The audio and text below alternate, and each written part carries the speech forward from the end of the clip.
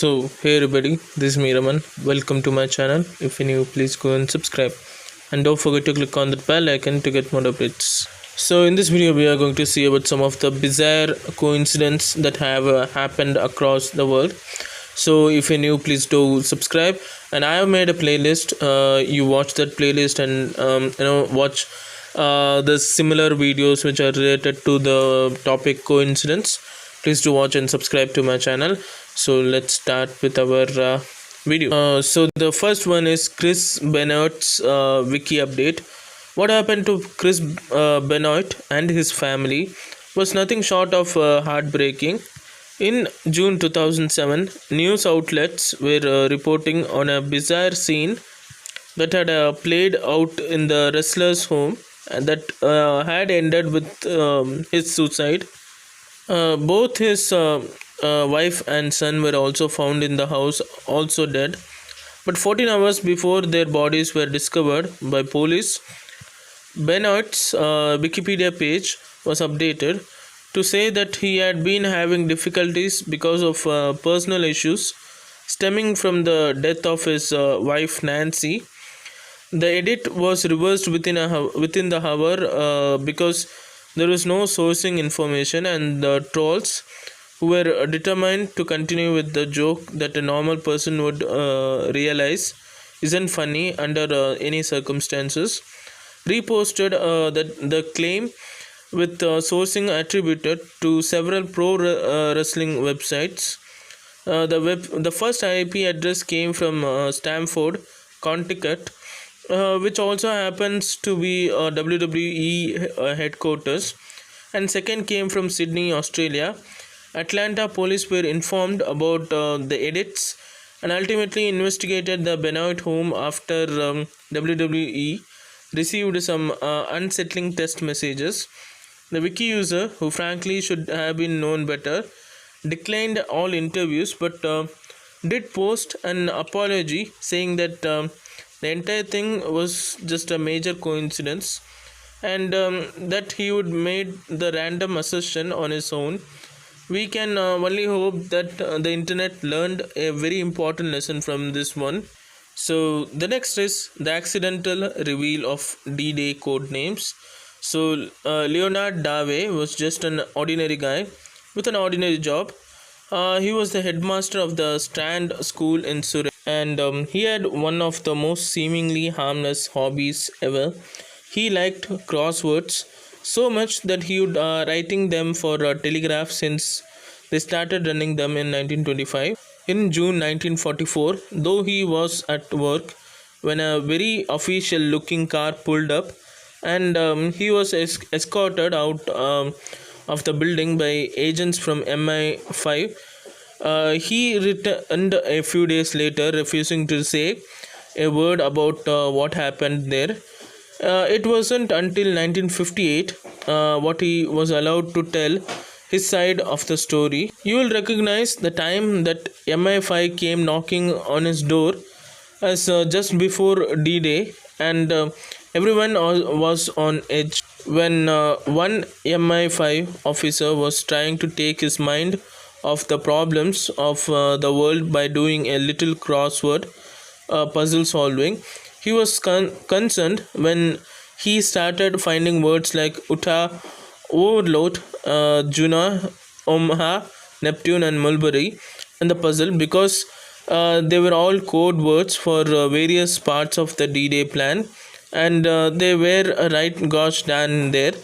It turned out that Dave wrote his crossword by giving his students blank out layouts, asking them to fill in the words, and then writing the clues last of all. Unfortunately for him, the boys had been hanging out with some soldiers stationed nearby, and they had written down some of the cool words that they would overheard. Let's go to the next. Irish couple Margaret and John Naylor die on the same day. At a glance, the gravestone looks like any other. It marks the final resting place of Margaret and John Naylor, an ordinary Irish couple who lived ordinary lives but died extraordinary deaths. The First World War was just getting started. John Naylor joined the Royal Dublin Fusiliers and headed off to war. He left behind his wife Margaret and their three children at under 6 years old.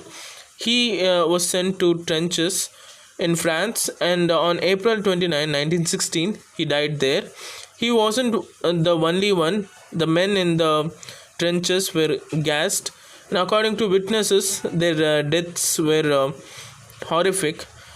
Things weren't well back in Ireland either, and if you are familiar with Irish history, you'll recognize the year as landmark on in the Irish fight for independence. On the very same day, her husband was dying in the trenches. Margaret left her Dublin home and braved chaos on the streets to buy a bread for her children. She was shot once in the head, and she crossed the Ringsend drawbridge, and she became the first very woman to die during the Easter week rising, according to Irish Times. She died not knowing that bizarre coincidence had orphaned their children. So the next is predicting the Titanic, an unsinkable ship described as the largest craft afloat and the greatest of the works of men, a recovering alcoholic for a captain, a collision with an iceberg, and a catastrophic loss of life. We are not talking about the sinking of the Titanic, we are talking about the sinking of the Titan, and it happened in 1898. Novella by Morgan Robertson called Futility. There were so many similarities that Robertson had insist he wasn't a clairvoyant, and while that's certainly creepy, we are not done yet. The Titanic sank in 1912, and it made headlines across the globe. At the same time, Titanic was setting sail on its ill-fated journey. Popular Mechanics published a short story by Thornton Jenkins Hines. Uh, the tale was about 800-foot luxury liner that collided with an iceberg while steaming across the northern Atlantic at the speed of 22.5 knots. Casualties are steep because there aren't enough lifeboats. News of Titanic, an 882 foot liner that collided with iceberg at 22.5 knots, appeared alongside the fictional tale. And we are still not done. 26 years before Titanic sank, British journalist W.T. Stead published fictional sinking of a modern liner. That ship was sailing from Liverpool to New York when it sank, and again casualties were high because of insufficient number of lifeboats. So W.T. Stead was on board in Titanic and died in the icy waters of Atlantic Ocean. That's a very creepy coincidence. So let's go to the next. So guys, the next is America's Civil War started and ended with Wilmer McLean saying you were there for the first shot and the last shot of a war that ripped a country apart. Sounds like the kind of one-upmanship that only happens after the drinks have been flowing for a while. But in the case of Wilmer McLean, it's totally legit claim. In July 1861, McLean turned use of his Virginia home over to General P.G.T. Beauregard, who was gearing up for the first battle of Bull Run when a cannonball crashed through his kitchen. In his diary, the general wrote, a comical effect of this artillery fight was the destruction of the dinner of myself and staff by federal shell. that fell into the fireplace of my headquarters at McLean House were tempted to suggest that McLean was less inclined to see the humor, but there you go. Let's fast forward a bit and follow McLean as he moved his family farther from the front lines to a cottage in Appomattox County, where he was certain he was well away from the fighting. Yet not only was he right in the middle of the final skirmishes of the dying war, but when it came time for officials to choose a place for the end of the Civil War to be made official, they chose McLean's parlor. That was well and good, and but they didn't just sign documents. The men looted the house for souvenirs afterward. Talk about adding insult to injury. So that's it. So guys, the next one is an unfortunate advertisement seems to predict Pearl Harbor. The attack on Pearl Harbor on December 7th, 1941 changed the course of World War II, and it definitely changed the US role in it. Global tensions were, of course, high, and it's terrifying to think that someone inside the country not only knew what was going to happen, but was passing information out in the weirdest way possible. The Pearl Harbor Visitors Center says that on November 22, 1941, the New Yorker ran a few ads for a dice game called Deadly Double.